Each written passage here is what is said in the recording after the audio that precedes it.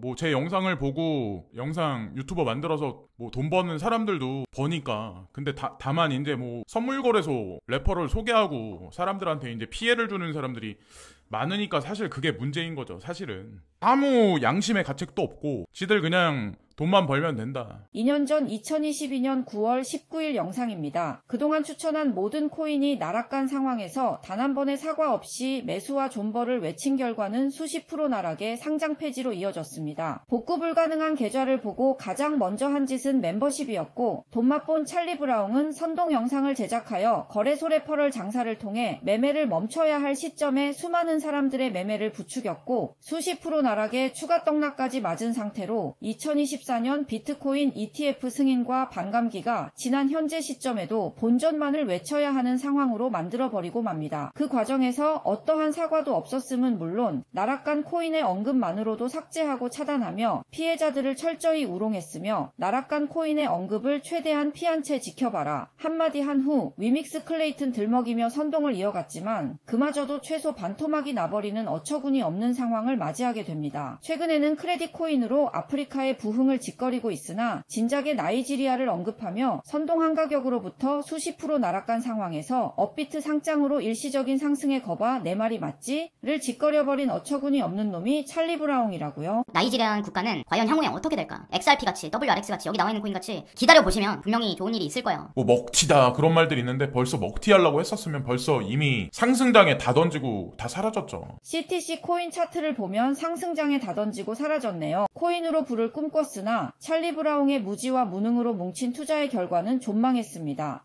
뿐만 아니라 찰리 브라운의 망상으로 수많은 사람들의 돈은 삭제되었고 하소연조차 할 수 없도록 철저히 차단당했죠. 2024년 비트코인 이더리움의 ETF 승인과 비트코인 반감기라는 상승 사이클을 맞이할 시점에 그레이스케일이 샀다며 선동한 수많은 코인들은 본전만 와도 감사할 정도로 처절하게 망가져 있다는 겁니다. 10배가 올라야 본전인 걸 투자라고 부르지 않습니다. 실패한 거고 망한 거죠. 그걸 인정하고 받아들인다면 더 이상 레퍼럴 장사를 할 수 없는 찰리 브라운이 하고 있는 짓은 나락의 표현을 외면하고 존버뿐이 외치지 못한다는 것을 아셔야 합니다. 비트는 기축, 리플은 그 기축이 움직이는 인프라망을 도와주는 역할. 금리를 인상할 때도 위험하지만 금리 인하 시기가 오면 극도의 하이퍼 인플레이션으로 들어간다는 얘기예요. 어쨌건 코인 투자는 필수이며 필수예요.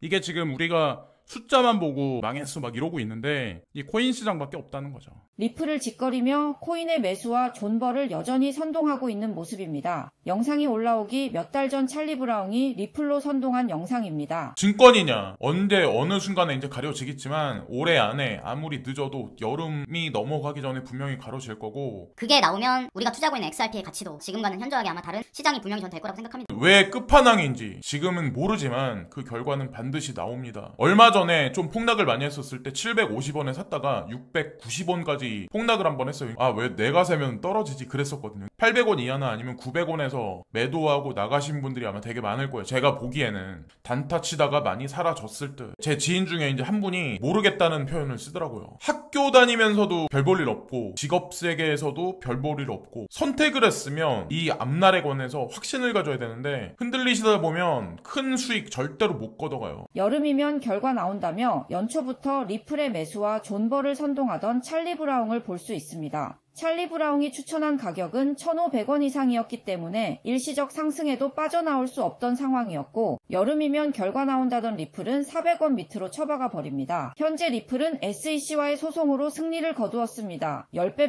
100배 올랐나요? 지금도 이더리움 클래식 ETF 될 거라며 미리 사놔야 한다고 짓거리는데 비트코인 ETF 승인되고 10배 100배 올랐나요? 이더리움이 ETF 승인되고 신고가 같습니까? 투자를 이해하지 못한 상태로 상승망상을 짓거리기 때문에 리플 승소 소식에도 비트코인과 이더리움의 ETF 승인된 후에도 폭등 나오지 않을 것을 상상조차 하지 못하는 겁니다. 리플이 승소했기 때문에 돈이 들어오는 겁니다. 비트코인과 이더리움 ETF가 됐기 때문에 돈이 들어온다고요. 돈이 들어오기 때문에 상승이 나오는 겁니다. 큰돈을 불안정에 투자하는 건 개미의 욕심이지 기관과 기업은 자산을 지키는 싸움을 한다는 거예요. 안정자산으로 돌아선 비트코인과 이더리움, 나아가 리플까지도 추후에 안정적인 상승을 보여줄 겁니다. 소송 승소한 직후가 아닌 ETF 승인된 직후가 아닌 기관과 기업의 매수가 끝난 이후의 말이죠. 투자의 무지와 무능으로 수많은 사람들을 낚아먹고 선동한 찰리 브라운이 존버하던 리플을 어떻게 했는지 영상으로 마무리하겠습니다. 찰리 브라운이 삭제하고 차단한 댓글 민심을 영상의 좋아요와 댓글로 보여주자고요. 리플 같은 경우도 결정적인 구간까지는 절대로 안 올라올 거예요. 리플의 일부분을 도지 쪽으로 옮겼던 거거든요, 사실은.